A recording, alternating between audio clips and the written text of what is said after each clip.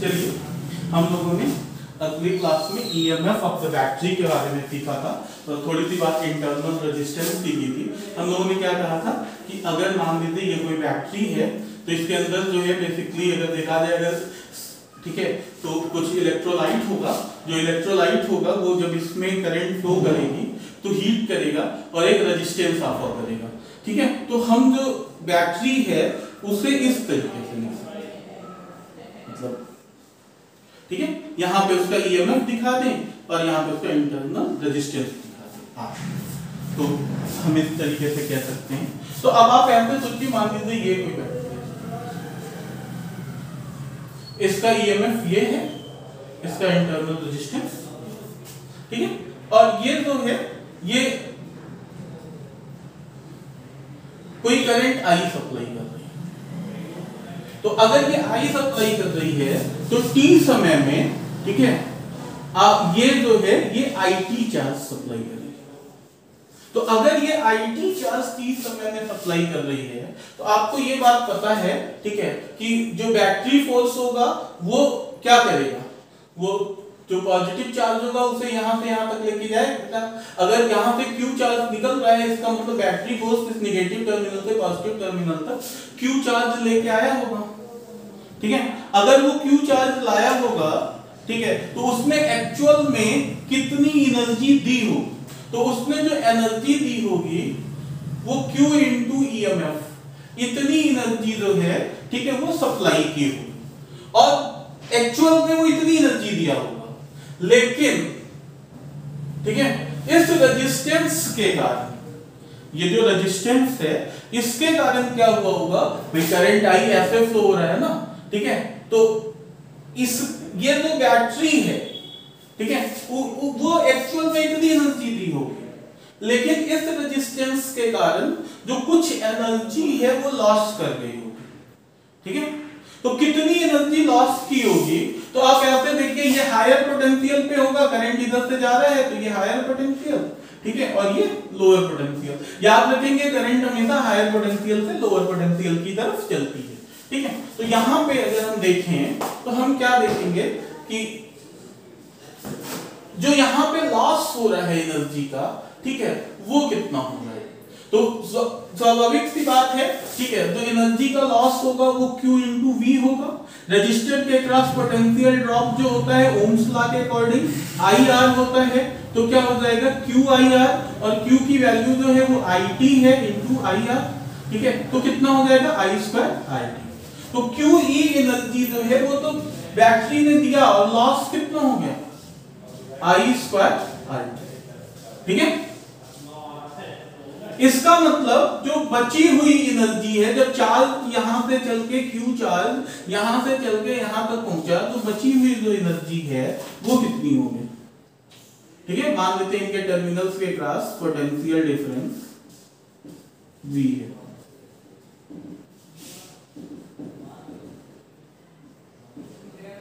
ठीक है, तो भाई Q चार्ज यहां से चल के यहां पे पहुंचा, ठीक है, ये लोअर पोटेंशियल है, ये हायर पोटेंशियल है, और मान लेते हैं पोटेंशियल डिफरेंस जो है वो V का है, तो कितना एनर्जी यहां पे मिलेगा QV। तो एक्चुअल में चार्ज को QV एनर्जी मिला, लेकिन बैटरी ने कितनी एनर्जी सप्लाई की QE। इतनी एनर्जी जो है इस रेजिस्टेंस, इंटरनल रेजिस्टेंस के कारण, ठीक है, गायब हो गई। तो हम लोगों को क्या मिला, QE equal to minus I square RT equal to QV। ठीक है, यही V जो है इसी को हम बोलते हैं टर्मिनल वोल्टेज। ठीक है, अगर करंट ना फ्लो कर रहा होता तो इस रेजिस्टेंस के क्रॉस कोई पोटेंशियल ड्रॉप नहीं आता, तो जो ईएमएफ पहले था वही ईएमएफ जो है वो क्या हो जाता, टर्मिनल्स के क्रॉस पोटेंशियल डिफरेंस हो जाता। लेकिन क्योंकि करंट फ्लो कर रही है, इस नाते अब टर्मिनल्स के क्रॉस जो पोटेंशियल डिफरेंस होगा वो ईएमएफ के इक्वल नहीं होगा। ठीक है, इसी नाते टर्मिनल वोल्टेज को हम डिफाइन करते हैं, ठीक है, the potential difference,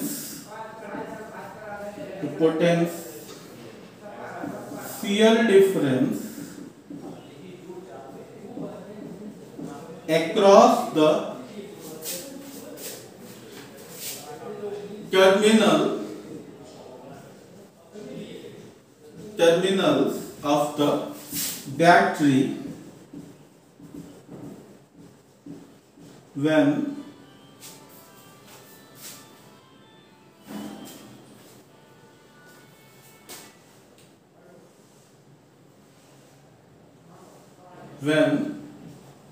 current is supplying by battery, ठीक है। तो current is supplying bye battery और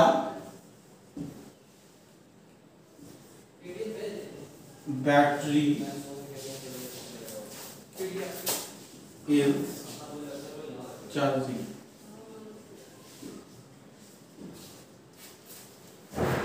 ठीक है।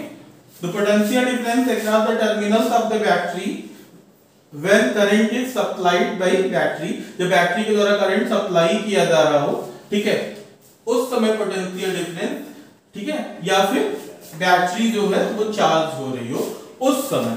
तो जब ये करंट सप्लाई किया गया तब तो ये रिलेशन हमको मिल गया, ठीक है। अब हम देखिए यहां से एक IT को Q लिख सकते हैं, तो क्या लिखे, QE माइनस, ठीक है, एक IT को Q लिख दीजिए, QIR equal to QV, Q से Q कट जाएगा, E minus IR equal to V, ठीक है। ये हमें मिल जाएगा, टर्मिनल वोल्टेज जो होगा वो EMF माइनस IR हो जाएगा, किस केस में, जब बैटरी से करंट, ठीक है, सप्लाई हो रही हो।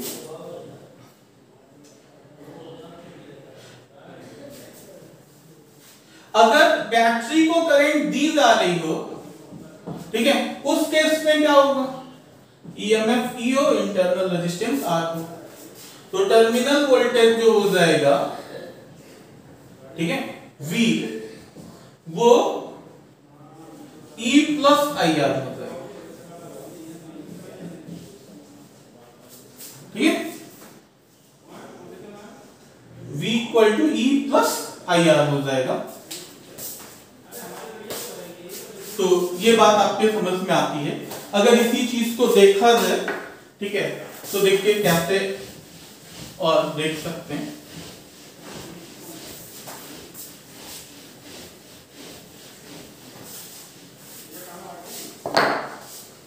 मान लीजिए, ठीक है, ये बैटरी है और ये इसका EMF E है, इंटरनल रेजिस्टेंस R है, ये कैपिटल R, ठीक है। बैटरी में जो है वो I करंट सप्लाई की, ठीक है। तो अगर हम लोग देखें, ठीक है, तो I करंट अगर ये सप्लाई कर रहा है तो Q इक्वल टू क्या हो जाएगा, IT, मतलब T समय में, ठीक है, इतना चार्ज है। तो आप देखिए ये हायर पोटेंशियल एक बार फिर है, ये लोअर पोटेंशियल है। देखिए यहां से जब चार्ज बैटरी के निगेटिव टर्मिनल से पॉजिटिव टर्मिनल पे पहुंचेगा तो बैटरी के द्वारा कुछ एनर्जी दी गई होगी, तो एक्चुअल एनर्जी तो Q इंटू E है, इतनी एनर्जी दी गई होगी, ठीक है। लेकिन इंटरनल रेजिस्टेंस के कारण कुछ एनर्जी लॉस हो जाएगी, तो जो एक्चुअल एनर्जी दी गई होगी वो कितनी दी गई होगी, ठीक है, वो दी गई होगी Q इंटू V, जहां पे V यहां पे इक्वल है E माइनस, ठीक है। टर्मिनल वोल्टेज जो है EMF माइनस, ठीक है, सर्किट रेजिस्टेंस में जो करंट है IR, इसके इक्वल हो जाएगा। तो इतनी एनर्जी इसको दी गई, ठीक है। अब इतनी एनर्जी जब दी गई तो आप बताइए, जब ये एनर्जी लेके चार्ज यहां पे आएगा, अब चार्ज क्या करेगा भाई, जिस लोअर पोटेंशियल से हायर पोटेंशियल तक आने में उसे इतनी एनर्जी मिली थी, यहाँ पे उसी हायर पोटेंशियल से फिर उतने ही लोअर पोटेंशियल पे चला जा रहा है ना। जितना पोटेंशियल में यहाँ पे गेन हुआ उतना ही यहाँ पे क्या हो जा रहा है, लॉस हो जा रहा है। तो लॉस हो जा रहा है मतलब जितनी एनर्जी यहाँ से ये पाया था उतनी एनर्जी यहाँ पे क्या किया, वो खो दिया, ठीक है। तो thermal energy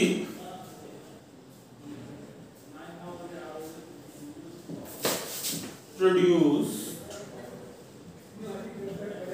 in the wire जो वायर में थर्मल एनर्जी प्रोड्यूस होगी वो क्या हो जाएगी, ठीक है। तो कितनी एनर्जी उसने लॉस किया, यही जो एनर्जी वो गेन किया था वही उसने लॉस कर दिया, ठीक है। तो कितनी एनर्जी लॉस किया, QV।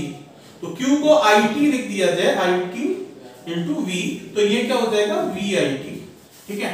तो V को अगर हम IR लिख दें तो यही हो जाएगा IR into IT, मतलब I स्क्वायर I, ठीक है।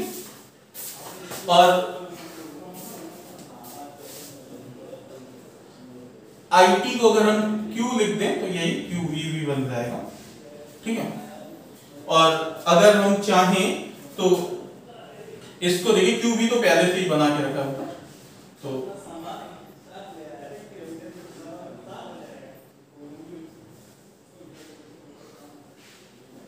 अच्छा ये एनर्जी कितने समय में प्रोड्यूस होगा, इन T टाइम, ठीक है। Thermal energy produced in the wire in T time, T time में इतनी एनर्जी प्रोड्यूस होगी, ठीक है। और इसी को अगर हम चाहें, ठीक है, तो I की जगह पे V by R भी लिख सकते हैं, तो V square by R square into RT, तो ये क्या हो जाएगा V स्क्वायर, ये तो यहां पे लिख देता हूं, V square by R into T, ठीक है। तो इतनी एनर्जी जो होगी वो थर्मल एनर्जी प्रोड्यूस होगी, इसे हम लोग H से डिनोट कर देते हैं, ठीक है। अगर हम पावर की बात करें तो P कितना हो जाएगा, ठीक है। अच्छा अगर हम लोग पावर की बात करें तो क्या हो जाएगा, ठीक है। तो एनर्जी पर यूनिट टाइम, तो जो हीट डेवलप हो रही है H अपॉन टाइम, तो क्या हो जाएगा IV, ठीक है, या I स्क्वायर R या फिर V स्क्वायर, ठीक है।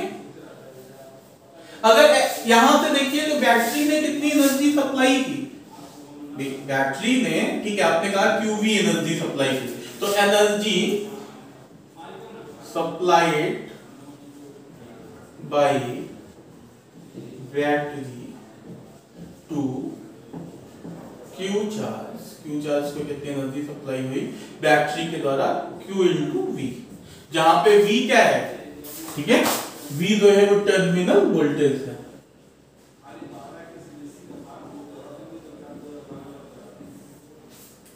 यहां पे Q इंटू V, ठीक है। V क्या है, टर्मिनल,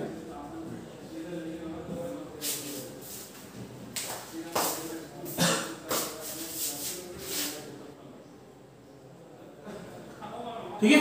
इतनी एनर्जी सप्लाई की गई और इतनी एनर्जी यहां से क्या हो गई, लॉस हो गई।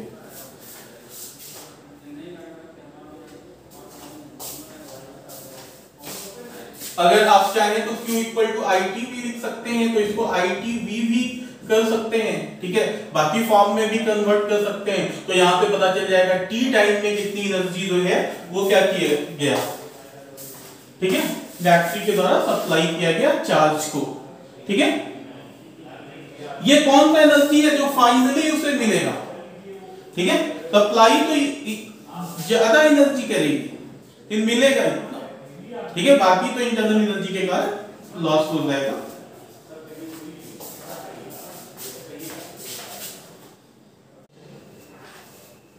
चलिए हम लोग अब किरचॉफ्स लॉ देखते हैं, ठीक है।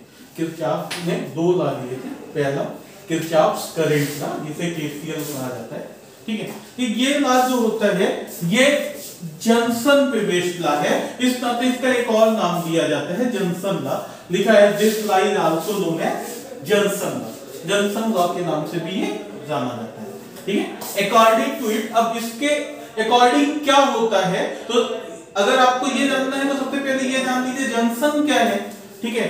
तो किसी सर्किट का वो पॉइंट, ठीक है, जहां पे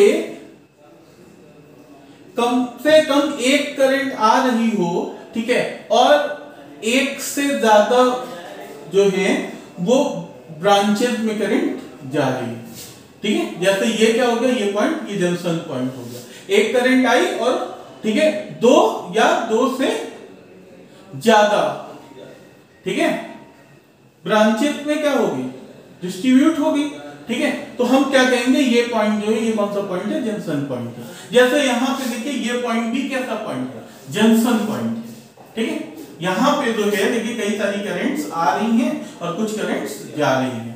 तो मतलब जंक्शन पॉइंट वो पॉइंट होगा जिसपे कम से कम, ठीक है, एक करंट आ रही होगी, ठीक है, और कई पार्ट्स में बढ़ के फिर जा रही होगी, ठीक है। या फिर हम ऐसे कर सकते हैं, ठीक है, कि वो भी पॉइंट हो सकता है जैसे कि मान लीजिए ऐसे हम सोच सकते हैं कि कई सारी करंट्स जो हैं वो यहां से जा रही हैं ऐसे, ठीक है, और यहाँ पे क्या हो रहा है, ये करंट आ रही है, मतलब कोई ना कोई करंट आ रही होगी जो क्या हो रही होगी, ठीक है, दो या दो से ज्यादा पार्ट्स में बंट रही होगी, ठीक है, दो या दो से ज्यादा रास्तों पे जा रही होगी। तो उस पॉइंट को हम कहेंगे कि ये कौन सा पॉइंट है, जंक्शन पॉइंट है, ठीक है।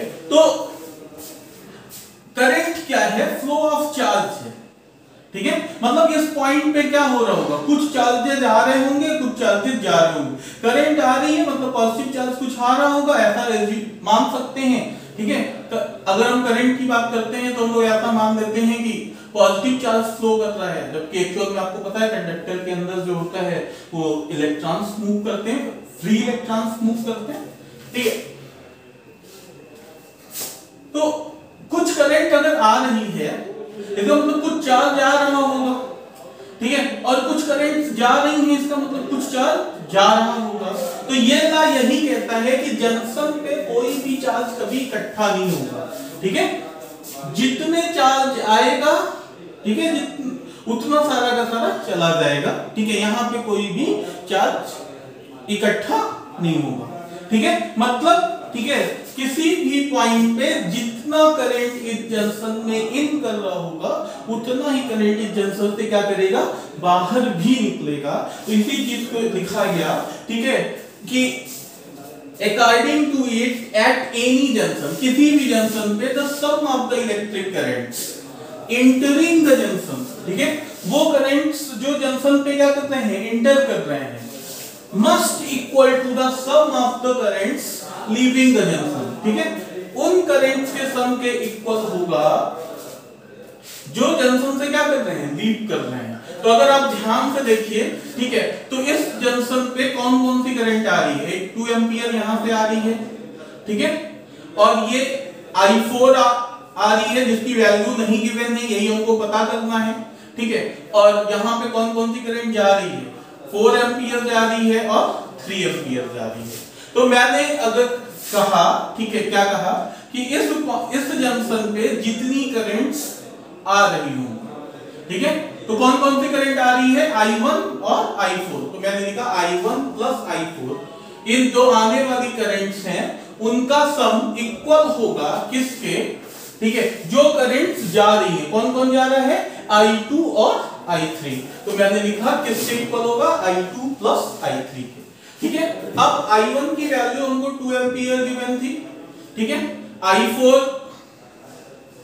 हमें फाइंड करना है, ठीक है, और I3 की वैल्यू जो है अगर देखा जाए, ठीक है, तो हमें 4 एम्पियर गिवन है, ठीक है, और I3 की वैल्यू हमें 4 एम्पियर गिवन है, ठीक है, यहां पे, और जो I2 है उसकी वैल्यू 3 एम्पियर गिवन है। तो हम लोग कह सकते हैं ये 2 एम्पियर हो गया, ठीक है, ये I4 हो गया, इक्वल हो गया 3 ampere plus 4 ampere, 3 ampere plus 4 ampere कितना हो जाएगा, 7 एम्पियर, यहाँ पे 2 एम्पियर था, तो I4 कितना हो जाएगा, 7 ampere minus 2 ampere equal to 5 ampere, ठीक है। तो अब आपसे पूछा जाए I4 की वैल्यू कितनी है, तो आप कह सकते हैं कि I4 जो होगा वो 5 एम्पियर, ठीक है।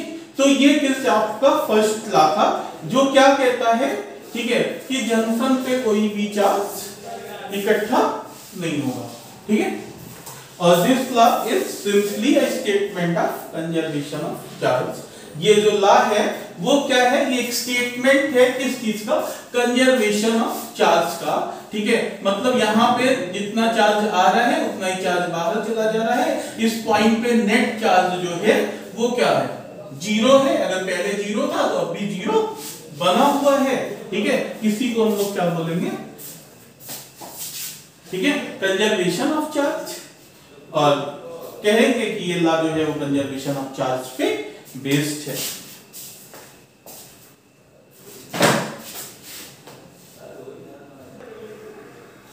आपने किरचॉफ्स करंट लॉ देखा, अब देखिए किरचॉफ्स वोल्टेज लॉ। ठीक है, इस लॉ को हम लूप लॉ भी कहते हैं।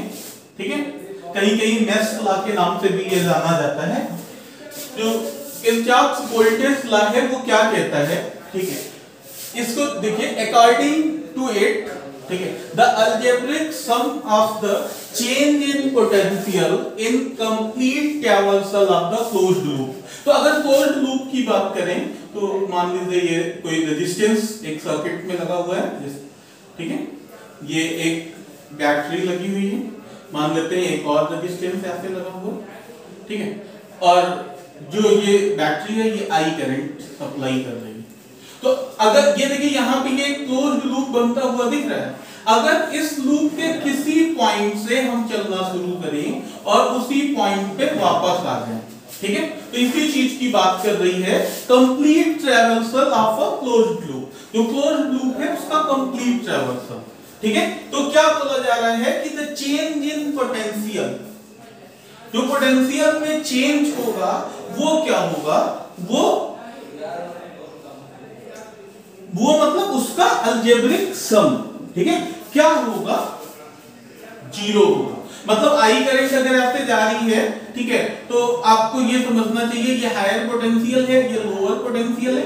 करंट ऐसे जा रही है मतलब ये हायर पोटेंशियल है, ये लोअर पोटेंशियल है, ये हायर पोटेंशियल है, ये लोअर पोटेंशियल है, ठीक है। करंट हायर पोटेंशियल से लोअर पोटेंशियल की तरफ जाएगी। तो मान लीजिए इस पॉइंट से चलना शुरू करें तो हम क्या कहेंगे, हम कहेंगे कि भाई ऐसे चल रहे हैं तो सबसे पहले सर्किट में जब चले तो ये वाला रेजिस्टेंस मिला, ठीक है, तो इसके क्रॉस अगर पोटेंशियल ड्रॉप देखा जाए, पोटेंशियल में होने वाला चेंज देखा जाए, ठीक है, तो यहां से यहां जा रहे हैं तो पोटेंशियल क्या हो रहा है, घट रहा है ना, ये हायर पोटेंशियल पे है या लोअर पोटेंशियल पे है, तो पोटेंशियल घट रहा है, ठीक है। अब आप ऐसे सोचिए, ठीक है, ओम्स लॉ थोड़ा याद कीजिए। ओम्स लॉ में क्या कहा था कि जो पोटेंशियल में डिफरेंस होगा वो I इंटू आर के इक्वल, ठीक है। अगर किसी कंडक्टर में जिसका रेजिस्टेंस R है उसमें I करंट फ्लो हो रही है, जो पोटेंशियल डिफरेंस आएगा इस रेजिस्टर के क्रॉस लगाया गया होगा, ठीक है, वो I इंटू आर होगा। ये बात हो गई, ठीक है। यहां से क्या पता चल रहा है कि हम कहां जा रहे हैं, हायर पोटेंशियल से लोअर, मतलब पोटेंशियल जो डिफरेंस जो अप्लाई किया गया वो इतना किया गया, लेकिन ठीक है अगर हम हाई पोटेंशियल से लो पोटेंशियल जा रहे हैं तो बताइए पोटेंशियल में कमी आई होगी ना, कितनी कमी आई, इतनी कमी आई, ठीक है। तो इसके क्रॉस जो पोटेंशियल डिफरेंस होगा वो इतना होगा, और हम क्योंकि इधर की तरफ चल रहे हैं, ठीक है, तो जो पोटेंशियल है उसमें कमी आएगी, कितने की कमी आएगी, ठीक है, इतने की कमी आएगी। इसी नाते मैंने आपको बनाया, मैंने दिखाया, ठीक है, कि अगर ये कोई रेजिस्टेंस है और इसमें कोई करंट आई फ्लो कर रही हो और आप इधर की तरफ चल रहे हो, ये पाथ हो, ठीक है, तो क्या कहेंगे, आप कहेंगे जो चेंज इन पोटेंशियल होगा वो माइनस आई आर होगा। इसको हम याद कर लेंगे, ठीक है। अच्छा, अगर इसी का उल्टा कर दिया जाए, करंट जो है, ठीक है, वो इधर से जा रही हो, मतलब अब क्या हुआ, अब ये हायर पोटेंशियल हो गया और ये लोअर पोटेंशियल हो गया, ठीक है। याद रखिएगा रेजिस्टेंस में करंट हमेशा हायर पोटेंशियल से इन करेगी और लोअर पोटेंशियल वाले पॉइंट से बाहर निकलेगी, और पाथ इस बार किधर का है, इधर का है। तो अगर पाथ इधर का है तो एक बार फिर ओम्स लॉ कहेगा कि रेजिस्टेंस के पास जो पोटेंशियल ड्रॉप होगा वो इतना होगा, ठीक है। लेकिन इस बार हम लोअर पोटेंशियल से हायर पोटेंशियल की तरफ चल रहे हैं, इस नाते डेल्टा V इक्वल टू क्या लिखेंगे, IR लिखेंगे। डेल्टा V इक्वल टू क्या लिख देंगे, IR लिख देंगे। ये साइन कन्वेंशन है तो हम लोग याद करेंगे, ठीक है। तो सिमिलरली, ठीक है, यहाँ पे ये रेजिस्टेंस R था, मान लो ये रेजिस्टेंस R1 है, ठीक है, तो हम लोगों ने क्या लिखा, अभी हम लोगों ने ये लिखा कि इसके क्रॉस जो पोटेंशियल ड्रॉप है वो कितना है, माइनस IR, ठीक है। ऐसे ही सिमिलरली इसके क्रॉस भी कितना हो जाएगा, माइनस IR1, ठीक है। और यहां पे अगर मान लीजिए हम 20 वोल्ट की बैटरी लगाए हो, ये ऐसे जा रहा है, ठीक है। तो यहां पे देखिए जब इस एलिमेंट के बाद ये एलिमेंट मिला, उसके बाद फिर ये मिला, ठीक है। इस एलिमेंट के लिए देखिए, ठीक है, करंट जो है वो जा रही होगी। तो देखिए जब हम, ठीक है, बैटरी के निगेटिव टर्मिनल से पॉजिटिव टर्मिनल की तरफ चलेंगे तो चेंज इन पोटेंशियल पॉजिटिव लेंगे, ठीक है। तो अगर मान लेते हैं यहां पे क्योंकि E डिनोट किए तो यहां पे E डिनोट कर देते हैं, ठीक है। तो अगर हम,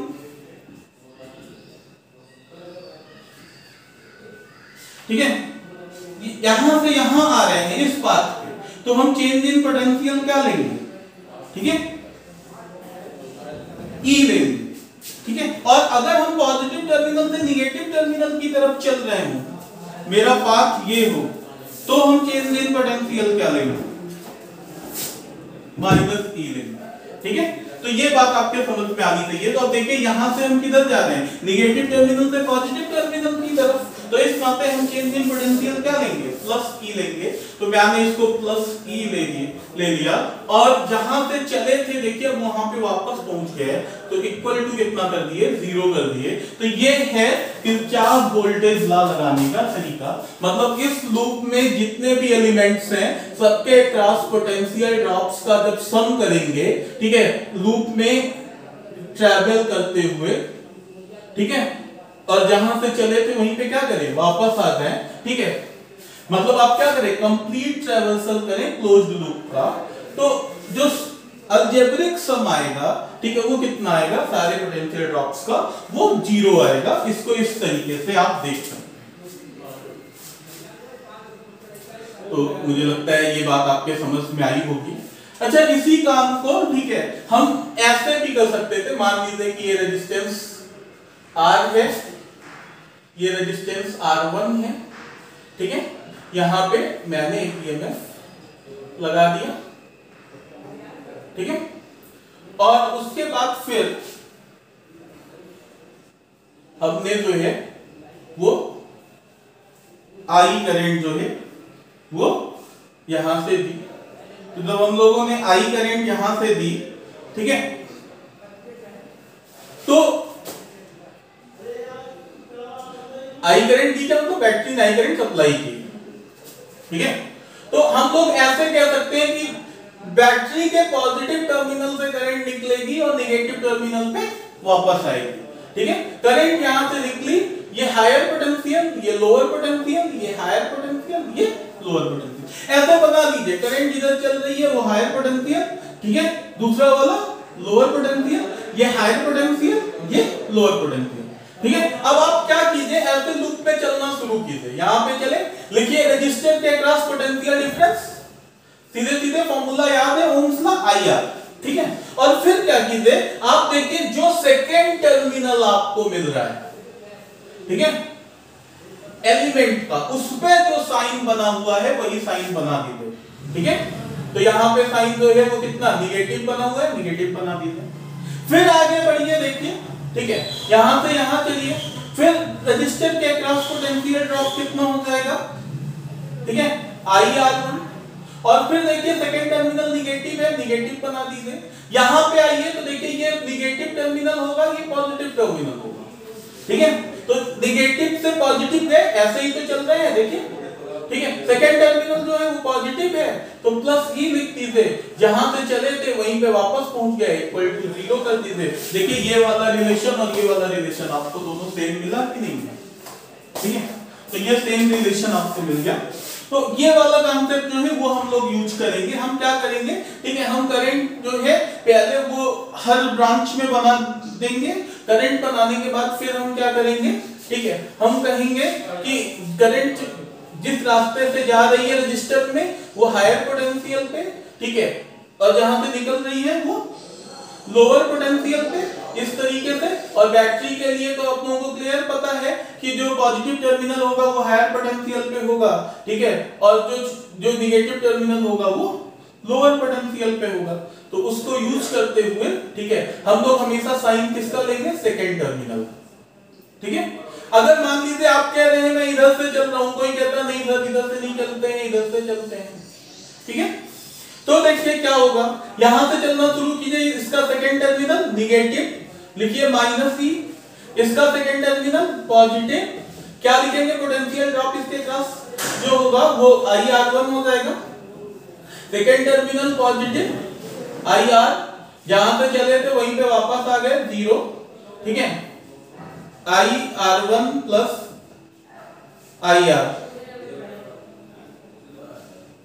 इक्वल टू E, ये हम लोगों ने लिख दिया, ठीक है। अगर हम लोग चाहें तो देखिए यहीं से क्या कह सकते हैं, निगेटिव साइन कॉमन ले लीजिए, ठीक है, तो -IR1 -IR plus E equal to 0 लिख सकते हैं, ठीक है। तो देखिए ये वाला फिर से मिल गया कि नहीं मिल गया, ठीक है, जो ऊपर निकाला था वही फिर से मिल गया कि नहीं मिल गया। तो हम लोग लूप में किस सेंस में चल रहे हैं इससे कोई मतलब नहीं है, आप किसी भी सेंस में चल सकते हैं, बस हमें याद क्या रखना है कि हमें जो साइन लेना है वो सेकेंड टर्मिनल पे जो साइन लिखा जाएगा, ठीक है, वो साइन लेना है। और साइन कैसे लिखेंगे, रजिस्टर में इधर करंट जिधर से जा रही है वो पॉजिटिव, जिधर से निकल रही है वो निगेटिव, बैटरी का जो पॉजिटिव टर्मिनल है उसे पॉजिटिव लिखेंगे, जो निगेटिव टर्मिनल है उसे निगेटिव लिखेंगे, ठीक है। तो ये साइन कन्वेंशन है जो आप याद कर सकते हैं, ये किरचॉफ्स लॉ था, ठीक है, ये लिखा हुआ है, सारे पोटेंशियल ड्रॉप्स का सम जो होगा अलोंग द लूप वो 0 हो जाएगा, ठीक है। अब इन दोनों लॉ को हम इंप्लीमेंट करेंगे, ठीक है। केपीएल पे और केसीएल पे आधारित क्वेश्चन करने से पहले ये देख लेते हैं, ठीक है, कि अगर ऐसी कोई सर्किट दी गई हो जिसमें ऐसे दो बैटरीज लगी हुई हो, कुछ रेजिस्टेंसेस लगे हुए हो, तो करंट का डिवीजन कैसे हम लोग करते हैं, ठीक है, इस सर्किट में। तो देखिए आप अपनी स्वेच्छा से किसी भी एक, ठीक है, बैटरी से करंट निकाल दीजिए, मान लीजिए मैं आई करंट इससे निकालता हूं, लेकिन अब कंडीशन क्या है, अगर इससे आई करंट निकाल रहे हैं तो करंट बैटरी के पॉजिटिव टर्मिनल से निकलेगी, और जितनी करंट यहां से निकल रही है उतनी ही करंट रिटर्न होके वापस, ठीक है, इसी बैटरी के निगेटिव टर्मिनल पे आनी चाहिए। मतलब ये बात फिक्स है कि यहाँ पे जो करंट आ रही होगी वो भी आई होगी। तो आप देखिए यहाँ पे आई करंट गई, यहाँ पे करंट I1 हो जाएगी, ठीक है, यहाँ पे I माइनस I1 हो जाएगी, क्यों, क्योंकि टोटल करंट आई थी, I1 इधर चली गई, I माइनस I1 इधर आ गई, ठीक है। अब इधर देखिए क्या होगा, मान लेते हैं इधर I2 करंट चली गई, तो इतनी करंट आई थी, I2 इधर चली गई, तो इधर कितनी हो गई, ठीक है, ये करंट यहां से ऐसे आएगी, ये करंट यहां से आएगी, ये दोनों करंट फिर देखिए ये दोनों करंट आके यहां पे ऐड होंगी और रिजल्ट क्या हो जाएगा, I माइनस I1, ठीक है। फिर देखिए यहां पे I1 करंट आके यहां पे जुड़ेगी, यहां पे कितना करंट हो जाएगा I, तो जो करंट, ठीक है, आई थी बैटरी से आई वही वापस फिर बैटरी में आ गई। यहाँ पे आप देख सकते होंगे, ठीक है, कि अगर एक और बात हम लोग करें तो जैसे I1 इक्वल टू अगर 4 एम्पियर है और I2 इक्वल टू 3 एम्पियर है, तो I1 प्लस I2 हम क्या लिख दे रहे हैं, 4 ampere plus 3 ampere equal to 7 ampere, ठीक है, ये इससे अलग कॉन्सेप्ट है। तो ऐसा हम क्यों लिख पा रहे हैं, क्योंकि हमको पता था, ठीक है, करंट जो है वो स्केलर क्वांटिटी है और स्केलर्स जो है वो अलजेब्रिक सम को, ठीक है, मानते हैं, उस रूल को मानते हैं, इस नाते हम ऐसा लिख पा रहे हैं। तो ये करंट डिवीजन कैसे करेंगे सर्किट में, ये आपको अच्छे से आना चाहिए अगर आप केवीएल और केसीएल से यूज करके क्वेश्चन सॉल्व करते हैं। अगला जो हमारा, ठीक है, बोर्ड पे लिखा हुआ था वो एक और रूल लिखा हुआ था कि केवीएल किरचॉफ वोल्टेज लॉ जो है, ठीक है, वो कंजर्वेशन ऑफ एनर्जी पे बेस्ड होता है, ठीक है, चार्ज के द्वारा जो टोटल एनर्जी लॉस की गई और जो गेन किया गया उसका जो सम होता है वो कंजर्व होता है, इसी पे जो है किरचॉफ वोल्टेज लॉ जो है वो बेस्ड होता है। अब आप देखिए हम लोग केवीएल के थ्रू ये क्वेश्चन सॉल्व करने जा रहे हैं। तो ये देखिए कई सारी बैटरीज इसमें गिवन है, हम इसमें से किसी भी एक बैटरी से करंट निकाल सकते हैं। मान लीजिए इसमें से करंट आई निकल रही है, ठीक है, तो इस जंक्शन पे करंट पहुंचेगी, यहाँ पे मान लीजिए करंट I1 चली गई इधर, तो इधर करंट कितनी जाएगी, आपको पता है जितनी करंट आ रही है उसका कुछ पार्ट इधर जाएगा, दूसरा पार्ट बचा हुआ पार्ट इधर जाएगा, तो टोटल I1 इधर चली गई, I माइनस I1 इधर चला गया। इसे हम लोग किस रूल के अकॉर्डिंग लिख रहे हैं, केवीएल, केसीएल, ठीक है, Kirchhoff current law, Kirchhoff current law के अकॉर्डिंग ये हम लिखते हैं। ठीक, अगर आप ध्यान से देखें तो अब हम लोग क्या करेंगे, हम लोग अप्लाई कर रहे हैं on applying KVL on the loop A B C F A। अगर इस लूप पे हम KVL अप्लाई करें तो हम क्या देख रहे हैं, देखिए, ठीक है। सबसे पहले हम क्या करेंगे, करंट रजिस्टर में इधर से जा रही है, उधर पॉजिटिव, दूसरा टर्मिनल नेगेटिव, ठीक है, ये इधर से आएगी।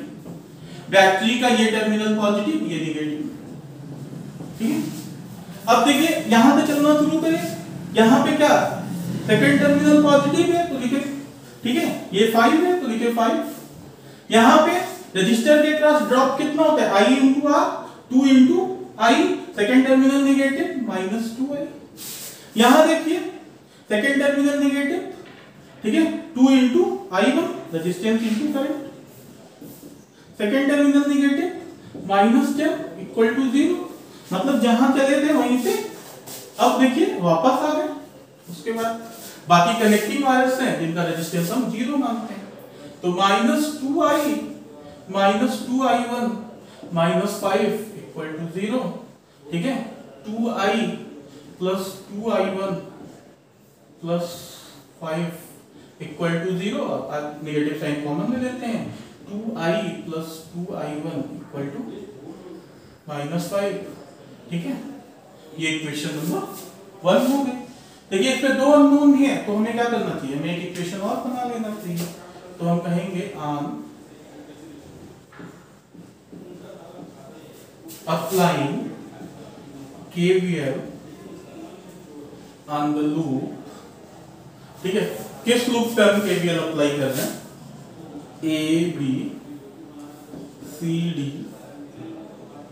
E F A। अगर इस लूप का हम अप्लाई करें तो देखिए फिर से A से चलना शुरू करते हैं, ठीक है, ये लूप ले, second terminal positive +5, second terminal negative -2I।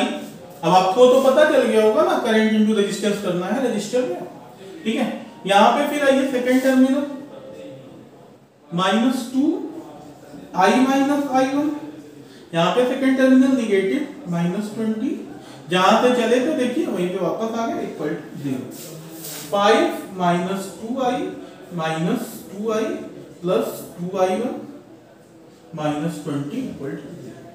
Solve कीजिए, देखिए, ठीक है, -4I प्लस 2I1, ठीक है, -15 इक्वल टू 0। अब देखिए इसे इक्वेशन नंबर 2 मान लीजिए, यहां पे 2I1 की वैल्यू निकाल दीजिए, 2I1 की वैल्यू कितनी होगी, -5 -2I, ठीक है। तो देखिए -4I ऐसे ही रहने दीजिए, यहां पे लिख दीजिए -5 2I1 की जगह पे, और यहां पे लिख दीजिए -2I -15 इक्वल टू 0, ठीक है। तो ये दोनों क्या हो जाएंगे, हो जाएंगे -6I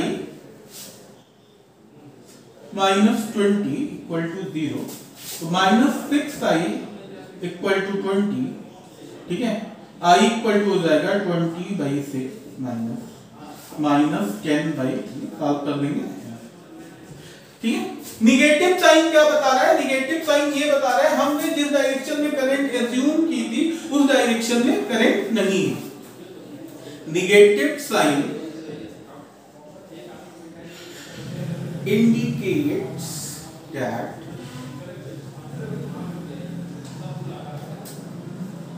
the direction of current is in the opposite direction of assumed direction of, ठीक है, जो हम लोगों ने assume किया उसके अपोजिट डायरेक्शन। अभी देखिए I की वैल्यू निकल गई, ठीक है, तो यहां से हम I1 निकालने की कोशिश कर रहे हैं। -5 -2 I की वैल्यू कितनी है, -10/3 -5, ठीक है, माइनस प्लस 20/3, ठीक है, सॉल्व कीजिए, -15 + 20/3, ठीक है, तो हो जाएगा 5/3 एम्पियर।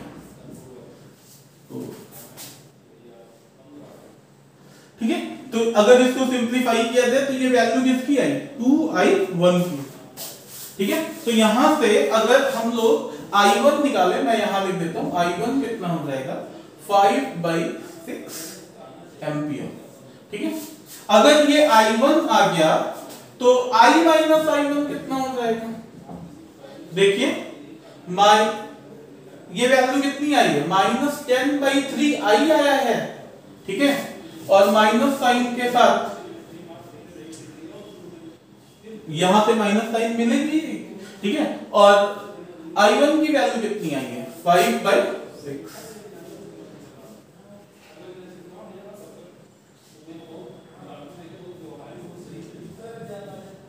ठीक है। तो I - I1 की वैल्यू जो है ये -25/6 एम्पियर ये आ जाती है। तो इस तरीके से आप देखिए हर ब्रांच में आपको करंट मिल गई, ठीक है। तो अब करंट जो होगी, ठीक है, उसकी डायरेक्शन भी आपको पता चल गई कि किस ब्रांच में कौन सी डायरेक्शन होगी। I की वैल्यू जो है वो आपको निगेटिव मिली है, मतलब की डायरेक्शन इसकी अपोजिट होगी, ठीक है। I - I1 की वैल्यू निगेटिव मिली है, मतलब ये भी डायरेक्शन अपोजिट होगी, ठीक है।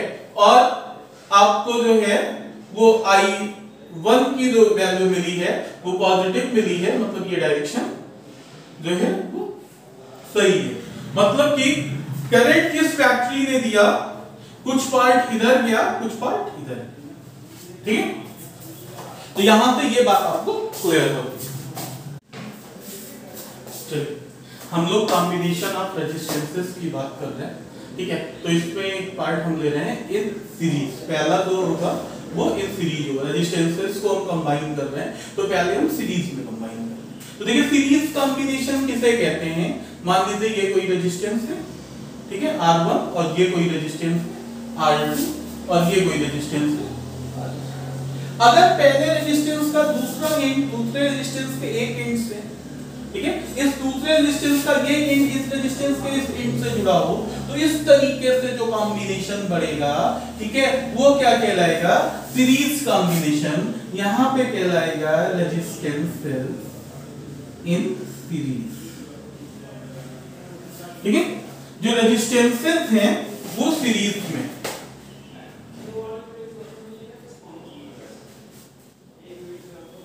ठीक है। ऐसे ही जो है, ठीक है, वो हम लोग ये भी कह सकते हैं कि देखिए यहां पे अगर दो रेजिस्टेंसेस ऐसे हो, R1 ये हो और R2 ये, ठीक है, इनके एक एंड्स, इन दोनों के एक एंड्स एक जगह जुड़े हों, दूसरे एंड्स एक जगह जुड़े हों, तो हम इनको क्या बोलेंगे, ये किसमें है, रेजिस्टेंसेस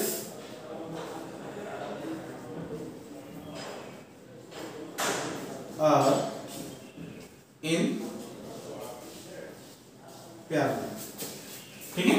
जो रेजिस्टेंसेस हैं वो पैरेलल में है, तो इस केस में हम क्या कहेंगे कि रेजिस्टेंसेस जो हैं वो पैरेलल में, ठीक है। अगर अब ध्यान से देखिए हमें करना क्या है, हमें करना ये है कि इन तीनों रेजिस्टेंसेस को हटा के इनकी जगह पे एक रेजिस्टेंस लगाना है। तो ये जो एक रेजिस्टेंस आएगा इन तीनों की जगह पे, वही क्या कहलाएगा, इक्विवेलेंट रेजिस्टेंस, ठीक है। इन तीनों का इक्विवेलेंट कहलाएगा। ऐसे ही इन दोनों की जगह पे हटा के मुझे एक लगाना है, ठीक है, और वो जो है वो क्या कहलाएगा, वो इन दोनों का इक्विवेलेंट कहलाएगा,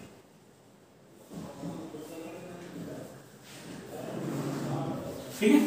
अगर आप ध्यान से देखिए तो आपको एक बात और समझ में आएगी, अगर रेजिस्टेंसेस सीरीज में है, ठीक है, तो इनमें सेम करंट फ्लो होगी। मतलब अगर रेजिस्टेंसेस सीरीज में है तो उनमें सेम करंट फ्लो होगी, ठीक है। इसका ये मतलब नहीं होता कि अगर सेम करंट फ्लो हो रही है तो रेजिस्टेंसेस सीरीज में, ठीक है। अगर सीरीज में है तो सेम करंट फ्लो होगी, ठीक है। और अगर पैरेलल है तो उनके अक्रॉस पोटेंशियल डिफरेंस सेम होगा। अगर रेजिस्टेंसेस पैरेलल हैं तो उनके अक्रॉस पोटेंशियल डिफरेंस सेम होगा, और अगर वो सीरीज में है तो उनमें फ्लो होने वाली करंट जो है वो कैसी होगी, सेम होगी, ठीक है। तो अगर आपको याद आता हो तो इन तीन रेजिस्टेंसेस अगर ऐसे लगे हुए हो तो इनका इक्विवेलेंट जो होता है वो होता है R1 plus R2 plus R3। इन तीनों की जगह पे अगर मुझे एक रेजिस्टेंस लगाना हो तो वो रेजिस्टेंस जो होगा वो इक्वल होगा R1 plus R2 plus R3 के, ठीक है।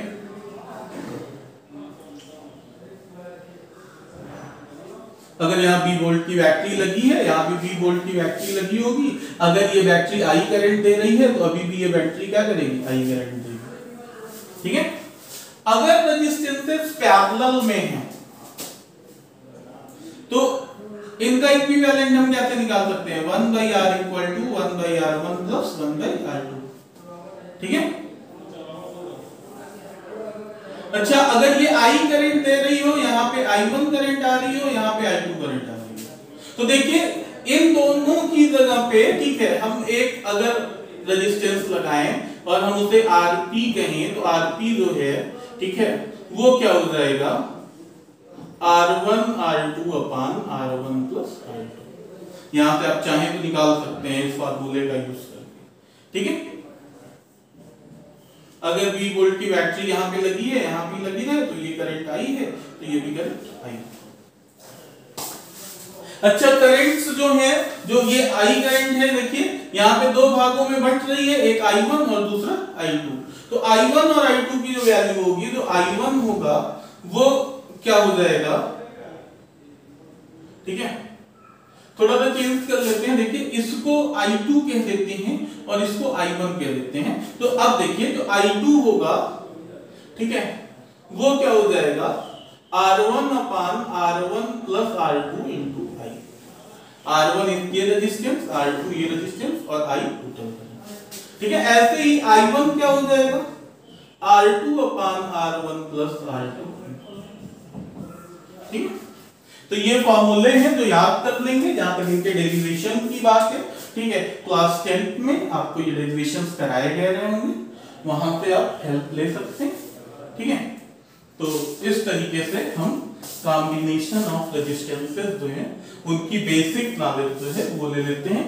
कब रेजिस्टेंसेस सीरीज में कहलाएंगे, कब पैरेलल में कहलाएंगे, इनका इक्विवेलेंट कैसे निकालेंगे, ठीक है। सिर्फ मैंने फॉर्मूला दिया है, कोई डेरिवेशन नहीं किया, ठीक है। तो आज की क्लास में अभी इतना ही रहने देते हैं, बाकी अगली क्लास में